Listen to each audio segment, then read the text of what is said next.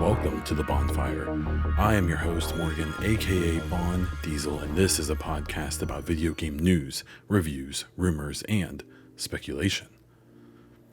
This week, I'll be covering the Bauny Awards, reflecting on 2023, and not much more because it was a slow week for gaming news.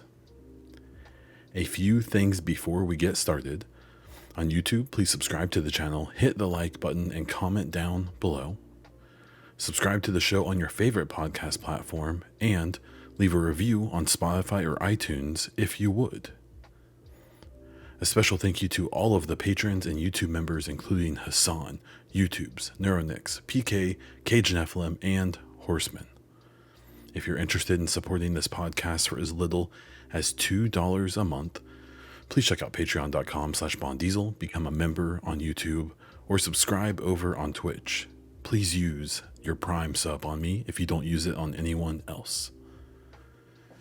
Gaming news. The Bauny Game Awards 2023, the most heralded and definitely carefully planned out video game podcast awards, thought about this year. Not really. But this year has made me want to do something big next year and to prepare way ahead of time to do some polling and maybe bring on some guests and things like that. So hang with me this year. I'll talk about some of my favorite games of the year in some specific categories, including Game of the Year, where I'll list my top 3, and we'll go from there. So for my most anticipated game, mostly talking about 2024, I'm obviously excited for the next Mass Effect and the Division 3, but those games are probably like 4 or 5 years away. My games I'm the most excited for in 2024, I tried to pick one. I can't. Sorry. Sinuous Saga and Star Wars Outlaws are probably my 2 biggest ones. I'm very curious about Dragon Age Dreadwolf. I'm not a huge Dragon Age fan, but I am curious to play a BioWare game in 2024. If anything, just to see where they're at, and for them to hopefully have a chance to kind of beat back some of the narrative that's really been pretty awful about them in recent years. And then Sinuous Saga, I love the first game. Sinuous Sacrifice is amazing, and I'm really excited to see what Ninja Theory, the developer, does with a big fat budget. Basically, it seems like unlimited time to make this game and resources that they probably didn't have access to before. The previews of this game so far, at the very least, it looks like it's going to be a graphical showcase for the Xbox. I have no doubt that the narrative and the story is going to be amazing. The biggest question mark is the gameplay and the combat, especially. I think the combat in the first game is fine. It's not revolutionary, but I think it's satisfying. And I think the way that they weave some narrative bits into the combat makes it even better. But it would be great if this time they make a game where it's like, yeah, Sinuous Saga, graphics, the best. Story, amazing. Gameplay, lots of fun. I enjoyed my time between the story bits. That would be a good thing. Star Wars Outlaws is coming from who I think is the best Ubisoft studio, which is massive. They made Division 1 and 2. They made the Avatar game. They're working on Star Wars. And we know that they're going to be having a Division 3 one day. That's probably a little ways off, but we will get there when we get there. I think from what I've heard and some rumors and stuff going around, this is going to be kind of a game for Mass Effect fans. It sounds like that there may be some choices in there. There may be some kind of branching narratives and things like that. If they can bring the game feel and the amazing graphics, from the Division 2 and from Avatar, and really continue to push that Snowdrop engine forward and, plop a game down in the middle of this really deep, but kind of sometimes not well cared for Star Wars franchise. I really think this will be a chance for Massive to really put their name on, a lot of people's radars. And more than that, if the type of game they're making that I've heard of is real, I would love for it to influence what they would do with the Division 3. I know that the Division 3 will probably be another looter shooter, whatever. But it would be great if maybe it doesn't just have to be a Destiny wannabe, and instead can maybe take that formula and go its own direction with it, which I think they've kind of struggled to do in the last two games. So we'll see, but I'm very excited for those two games. The toughest part about 2024, and I'll talk about this more later, is that there's just not a lot of certainty about 2024. So when it comes to most anticipated game, everyone's going to have their own.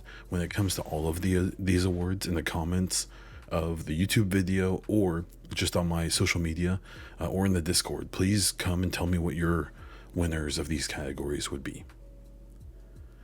Surprise of the year for me was Baldur's Gate 3. I think that's going to be most people's if you do that category.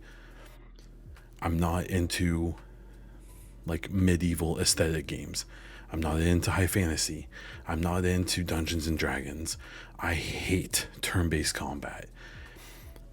And I loved Baldur's Gate 3. Baldur's Gate 3, everything about it I shouldn't like. Everything about Baldur's Gate 3 I shouldn't like, and I still don't like. Since Baldur's Gate 3 came out, I checked out some other turn-based games, and I checked out some other similar games. I don't like them. I don't like this genre. I don't like the kind of game Baldur's Gate 3 is. But Baldur's Gate 3 is so good that it still becomes one of my favorite games ever, even though everything about it I don't like. That's why it's my surprise of the year. Narrative of the year, I'm gonna go against some of my better judgment. There's like 4 games I could put here because I had a lot of fun with story this year, but I'm gonna put Jedi Survivor. Jedi Survivor was so fun. It was a fun game, but the narrative really pulled me in, and I'm so excited and kind of terrified about the third game they're currently making. I have some theories in my head about where Cal Kestis' story can go, because you have to remember this game takes place in a moment that the movies have gone past, right?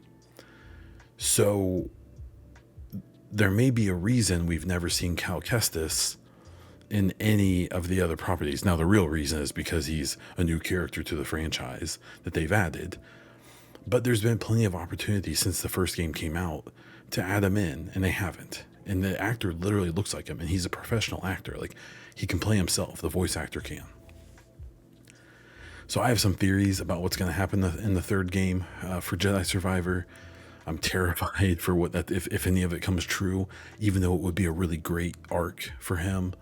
So we'll just have to wait and see. But yeah, the narrative, the relationship between him and everyone else in the game, the way they developed characters, the way that they take characters away and they bring characters to us, and just all of the things that happen, and even like the cliffhanger or where they leave us at the end of the game, just amazing. I really, really, really enjoyed it. What I really liked about it is that even the bad guys seemed reasonable in their own headspace, and I like when antagonists are like that. I hate when antagonists are just bad guys. Like, I'm bad. That's the only reason I exist. I love when antagonists, if you were in their own head, you would feel like they were right. And I felt like Jedi Survivor did a good job with that, with all of the antagonists, including some of the surprising ones. So, narrative of the year for me, Jedi Survivor. Game of the year. So I'm just going to do a top 3. If I was maybe not so tired, I'd maybe do more, but I'm going to start with number 3. And my number 3 game of the year in third place is Starfield. This is going to be a bit controversial for some. I made a video a couple weeks ago where I tried to basically offer a counter narrative to a lot of the, in my opinion, kind of circle jerky conversations going on around Starfield that seem to be kind of like a self-fulfilling prophecy. As I did in my video, if you didn't like Starfield, that's fine. I get it. If you look at the notebook, so I took a few days off when Starfield came out. I did it for multiple reasons, but part of it was to play Starfield. I had a notebook ready. I was going to do a big review, which I did eventually. And if you look at my notebook, the first like 2 pages, so for the first like 3 or 4 hours of the game, all negative stuff. Almost everything is negative. I kind of didn't like Starfield for the first 4 or 5 hours. Then I turned a corner. I got into some stuff I really liked. I did some things I loved. I think, and I talked about it in this other video, I highly suggest you check it out. I played the right missions in the right order, I think, to give myself the optimal experience for Starfield. And I didn't play some of the stuff until I finished the game. And then I did some stuff I really didn't like. And had I played those things during my initial playthrough, like say first, I wouldn't have liked Starfield. That said, one of the biggest bummers for me is how I've seen people like say like, yeah, I played a little bit of it and it just didn't grab me, or it was boring, or I didn't like the characters or whatever. All of those things are fair. You know, everyone has their own subjective opinion, right? That's just tough for me because I think the main story is really cool. I think at least a couple of the side stories, especially one of the big main side quests, is as good as the main quest, is as good as any main quest in any game. So good. And then there's also so many small little things you can find on the side. I know that things like the planet exploration, doesn't grab everyone. I know that, there's lots of elements about the game that feel like a decade old. Bethesda definitely messed up by not updating their formula enough, right? But within those issues, there's still so much to find. I think the romance, at least the one I did with Sarah's character, was awesome. And I really love the interactions you can have with a romance partner. I understand that the animations aren't up to snuff. I actually think the voice acting is perfectly fine. I understand that some of the stuff is not as good as it could have been or as it should be, but there's still stuff to get there. And one of the prime examples I would give is after I had finished most of the main stuff, I just started exploring. And I ended up not really loving it. I think once you've explored a few planets, you've kind of explored them all. But I did find this random system and this random planet and this random moon and this like garage, like mining setup on that moon. And I went down into the basement and there were like 5 dead, explorers or mechanics or whatever they were. And I looked at the inventory of one of them and there was a voice log.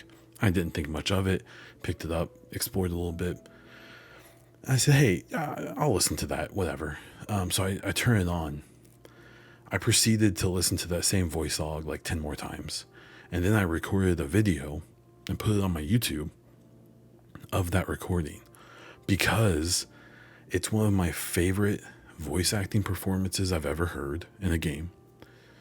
It's some of my favorite writing I've ever heard or seen in a game. And it's definitely a personal bias. Like some of the things talked about in this voice log are very personal to me. And a thing that I feel that really hit me in my soul, right?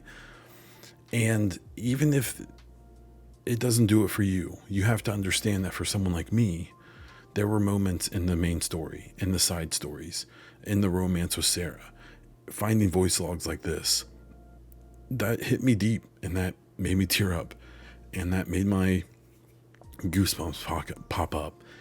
And so if you didn't like the game, that's fine. But just realize that there's people out there like me who I would argue aren't stupid or have bad gaming takes or whatever, who felt something from that game. And just because you didn't doesn't mean that their experience was wrong or that they're fanboys or whatever. It just means that they played a thing that meant something to them, and it's not an attack on you. Now, I've been probably overly defensive about my take on Starfield and stuff like that. My bad, whatever. I guess I'll just always be on the side of people being positive or constructive, as opposed to the people, I think, who are being negative and pessimistic. And at some point, like there's some people with Starfield who apparently don't like it, but talk about it more than they talk about anything else. And that's weird to me. You can have criticisms, you can, all of that stuff. But there comes a point where you're talking about something and you're bringing it up with no prompt for no real reason. And I think that's happened with Starfield for some reason. I don't know if it's the Xbox exclusivity. I don't know that it's not the 11 out of 10 game that people wanted. But I don't know why they expected that from Bethesda, because they don't really make games like that. I don't know. I don't know where this is coming from, but I definitely think it's impacted the conversation on Starfield. I think it's painted it in a light that it doesn't deserve. I think that the reviews and stuff on Steam and all of that, I mean, it's hard to argue against numbers. I also think there's an argument to be made that there is a circle jerk, or whatever you want to call it, where like I've literally seen people who like the game, played it for hundreds of hours, and then I think saw so much negativity towards it, felt like embarrassed or felt weird about liking it, and changed their mind and suddenly started to not like it anymore. Maybe it was because they wanted 1,000 hours out of it and they didn't get that, and then they changed their mind. That's fine. I think that's a weird thing to expect from any game, even a Bethesda game, but that's fine. Starfield just got weird vibes around it. I'll close my number 3, which is probably the most I'll talk about any of these, with just saying that if you just give Starfield a chance, and really give it a chance. I've seen multiple people talk about it where I can tell they played it like 2 hours and then just stopped. And they probably don't like shooter games, and they probably don't like first person games, and they probably don't like, some of the failings of the game. And they never let themselves get into it. Just try. That's all I'm going to say. So Starfield, my number 3 on my top 3 games of the year. Number 2 is Alan Wake 2. Alan Wake 2 was a pretty big surprise for me. I never played the first game or the remaster or the DLC or whatever. I think it was a standalone DLC. And honestly, I never really had much interest in it. Before this game came out, I did kind of dive into the stories of the original game and trying to kind of catch up and all that. It is kind of wild for a game to get a sequel like 13 years later. And it just looked interesting, the second game. And it came out. And I still haven't beat it. Full disclosure. I'm really close. I did all of Alan's stuff, and I'm in the middle of doing the other person's Saga's part. I think I'm towards the end of hers. There's just a combination of the graphics, the gameplay, which I do enjoy, some people don't. The voice acting, the performances, everything there is just wildly good. The cinematics, the story being told in the really weird and unique way it's being told, and then just the wacky shit. There's a whole level that's like no level you'll ever play in a game. If you want a slight spoiler, watch the Game Awards. And like, that's so cool. Like, that's so awesome. And the things that Remedy, the developer, are willing to do just to be weird. I don't know if it's because I think they're Finnish, they're from Finland, so maybe there's just kind of a different culture or a different outlook on things. Definitely seems like there is. But something about it is just weird and unique and different, and it does all of the things you expect games to do, and it does them really well. It does them so good. And then it does stuff that you don't expect games to do, and that's what kind of puts it over the edge for me. So even though I didn't talk about it nearly as much as my third pick, Alan Wake 2 grabs my second spot. It's a game, all 3 of these are games that I would suggest to basically everyone, maybe Starfield a little bit less so, but Alan Wake 2 is, even if you aren't into survival games or horror games or everything that this game is, it's kind of like when I talked about Baldur's Gate 3. It's not really my genre, but it's so good I still enjoyed it, and that's how I feel about Alan Wake 2. And number 1, my game of the year for 2023 is Baldur's Gate 3.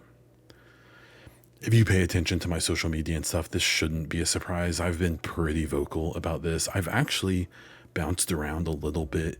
Alan Wake 2 was kind of flirting with number 1. I think it gets a little less impressive towards the end, or at least where I'm at, but it's still amazing. It's still a 9.5 out of 10, right? Which is really, really good. But Baldur's Gate 3, as I spoke about before, just surprised me so much. And it just does some stuff so well. And much like Starfield to a point, my first playthrough of the game had so many really good experiences that I could have missed, especially doing a romance with Shadowheart, where there's so many moments where, like, those writers just know how to write lines that just make you feel good. Like in that romance, like she'll just say so many things, or things will come up, and just the way that they're said, you just kind of go like, "Oh, thank you." Like, even though you know it's just a game, these are fictional characters. They're not even talking to you. They're talking to your, your player character in the game. Trust me, I'm not crossing those boundaries. I'm not one of those weirdos. But the writing in that game is so good that even though I still don't like the turn-based combat, I've gotten better at it, so I enjoy it more. I still don't like it. I'm willing to trudge through all of that turn-based content for the interactions with enemies, voice interactions, with allies, with random people, with quest givers, with everyone, and the number of possibilities, the different roads you can go down. There's something special about it, and I just really like it, and I am really happy that Baldur's Gate 3 exists. I don't think I'm ever gonna give a crap about another game like Baldur's Gate 3. I've tried to play, like I said before, some other turn-based games, still hate them. There's just something special about Baldur's Gate 3, and I could go on for an hour about it. And and then because like the second playthrough, I romanced Lae'zel, and I hated her character in my first playthrough, and then did all of her stuff. And there's a moment in the third act, you have this scene with her, and it's not sexy, it's not all of that. She says stuff, and the delivery of it by the voice actress and the writing by the writers, it's just so good. And because you don't really like her character at the beginning, her journey and what leads to her saying the things that she says to your character, if you choose the right things, is just so meaningful. And so, like I said before, I don't particularly love the gameplay of Baldur's Gate 3, but the other things are so good. I tolerate them, and I even force myself to enjoy them. That's why it's my number one game of the year. That's why Baldur's Gate 3 is probably one of the best games of the decade, and maybe one of the best games ever made. It needs to be in that conversation. A part of that is the unexpected success, but not really. I think that's cheapening what they did with Baldur's Gate 3. I think it can get its credit where it's due purely from the product they put out, and that they continue to work on and improve, and hopefully do like a definitive edition with even more content. They just did a very good job with I almost messed up. I was looking at the text and messed myself up. They just did an extremely good job with Baldur's Gate 3, and it deserves all of the accolades it's getting, and it deserves more than 30 seconds on the Game Awards, because Jeff Keighley is a corpo D-bag. But I won't get on that train again. So congrats to Larian, congrats to the entire team that worked on Baldur's Gate 3. They deserve everything they're getting, and for what it's worth, they're getting the accolades from me as well. Now, people mentioned all kinds of games for their games of the year, and I've seen it all over the internet. So even in our Discord, people were talking about it. I saw people talking about like Cyberpunk 2077, Phantom Liberty, and that 2.0 update is kind of a combined game of the year for them, which is fair.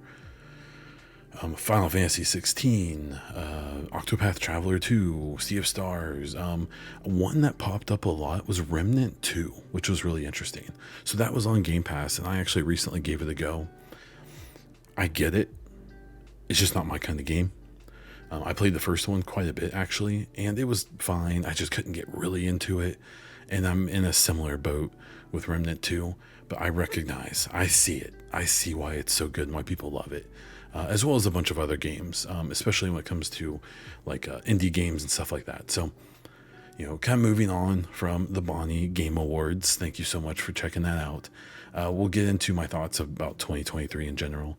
There were so many great games, and that's very cool. That's been discussed endlessly, even here in this, There were like 7 games this year that I think would have been game of the year in most other years.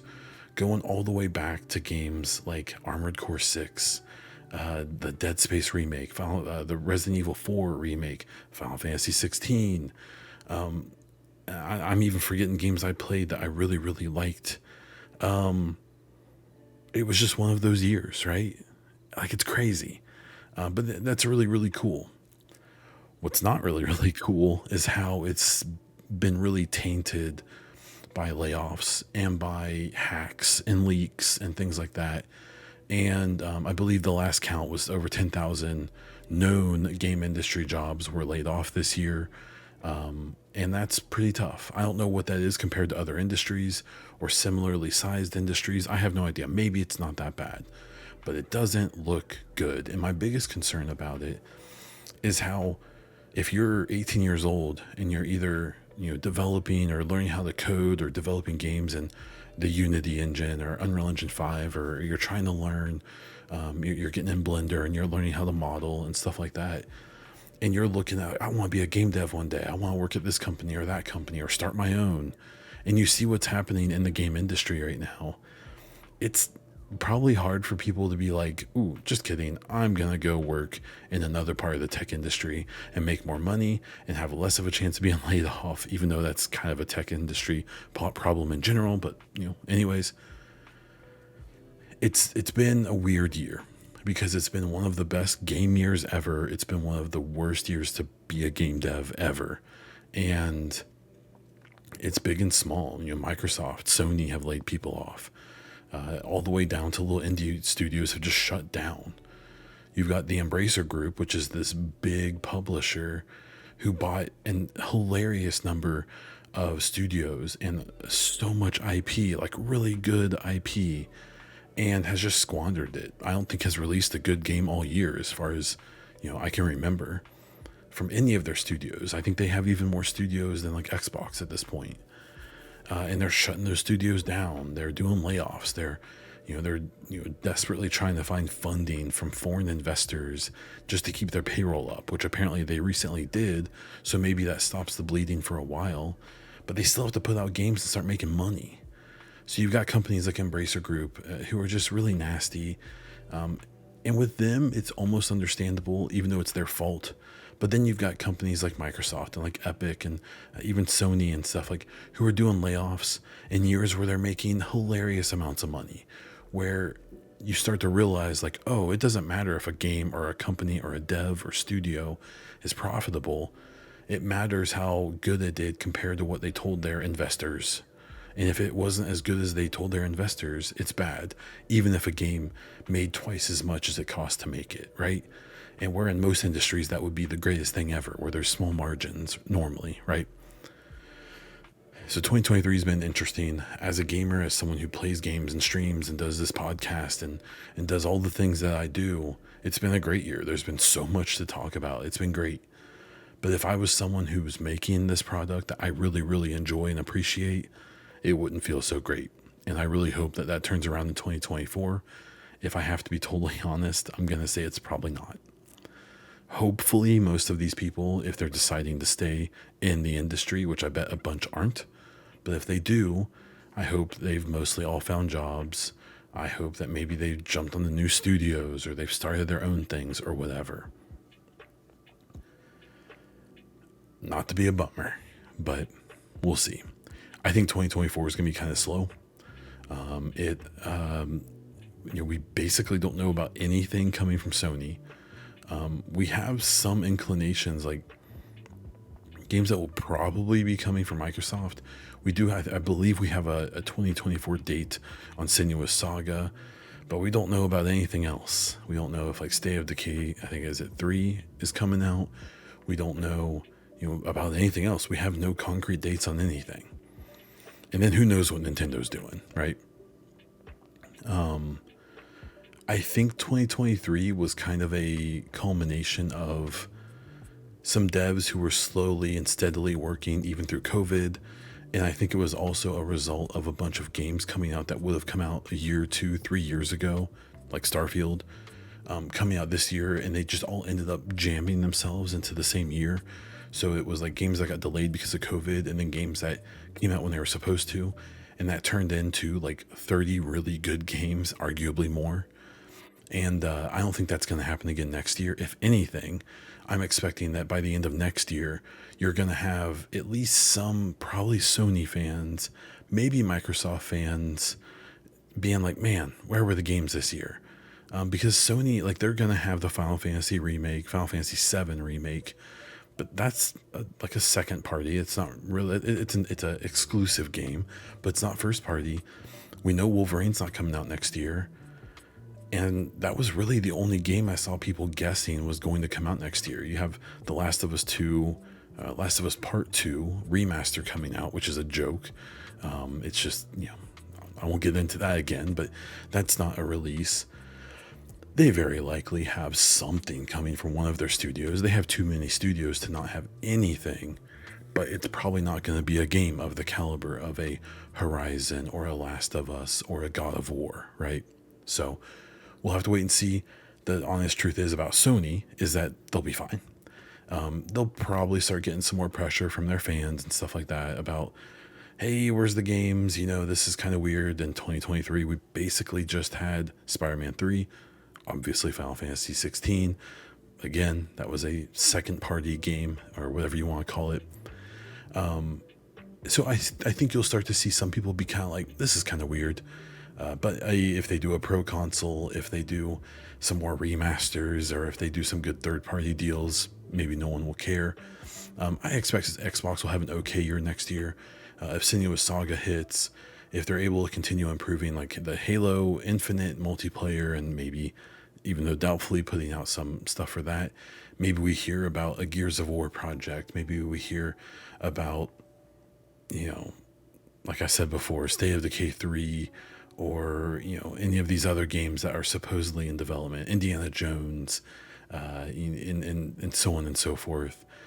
Supposedly a Mandalorian game coming from id, I believe, which would be pretty cool. I'm not gonna lie, that sounds like a pretty awesome combination, but we'll have to wait and see. So there's a very good chance that everyone could be a little frustrated in 2024, especially after the blockbuster year that 2023 was.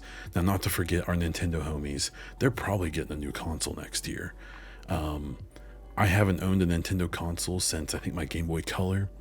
So admittedly, I've been out of the loop a bit, but I do plan on buying their next console, and hopefully they do the right thing and have full backwards compatibility, because there's a ton of games on the Switch I missed.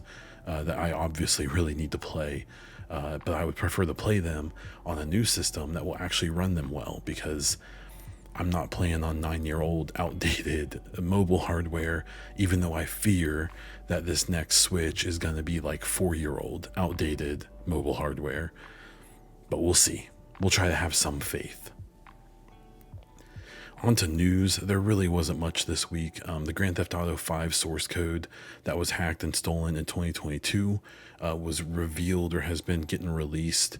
The main things that have come from it was that there were 8 DLCs at one time or another planned for Grand Theft Auto 5, like single-player DLCs. And this may have even included a return to Liberty City, the Grand Theft Auto 4 location, as well as I think the original game. That's a bummer. One of my big issues, I never actually finished 5. I played a couple hours of it and never touched it again. I didn't like the characters. I didn't enjoy the story. I'm really excited about 6. Vice City is one of my favorite games of all time, and they're returning to Vice City. And so I'm excited to see that. And I'm hoping that, I don't want to be doing this character switching thing again. And I think we may not be doing that. And if we do, it's just going to be between 2 people, and they're a couple. So that should be a better dynamic. But I'm curious to see what they do. Rockstar, their labor practices aren't great. They do lots of shady shit, but man, they make some of the best games ever made. And like Red Dead Redemption 2 is, in my opinion, the best game ever made. Just from, all of the perspectives put together. I still can't believe it didn't win Game of the Year in 2018. God of War is a very good game, and that was a really cool reboot to that series. I still don't think that game even holds a flicker of a candle to Red Dead 2, but obviously enough people disagreed, and that's where that went. So Bummer for Grand Theft Auto 5. I'm kind of over that. I'm ready for 6, even though it's not coming until 2025. I will be very impatiently waiting for that and hoping that they at least focus on the single player at all this time and don't go full hog into the online, because I cannot care less about that. The other story that I felt like talking about was that Star Citizen every year has a new ship pack that you can buy. And this year, the one they have is $48,000. You know, part of the Starfield discourse that bothers me the most is how many of the people, I did that video a couple weeks ago that was one of my better performing videos ever and had like 300 comments on it.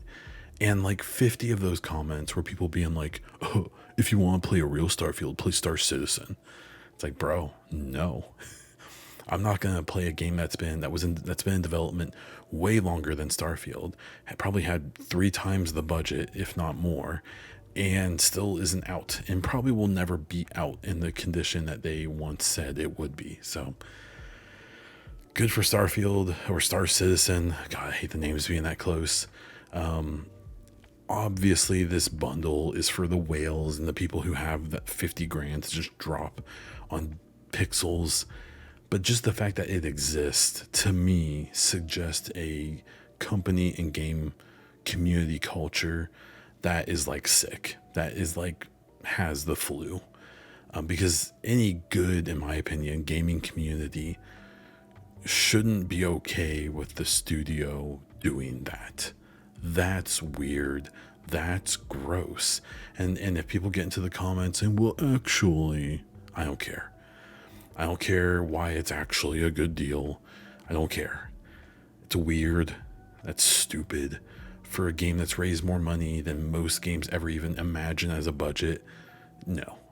Leave it on your text. Type it out. Say, well, actually, Bond Diesel, it's a really good deal because you get the Quadrant 4 Super Starship Destroyer. And you can't get that anywhere else, and it's going to be the best ship in the game. Type that out, then delete it, and then find one of the really important files in the Windows folder, delete it. Never start your computer again. That one's for you.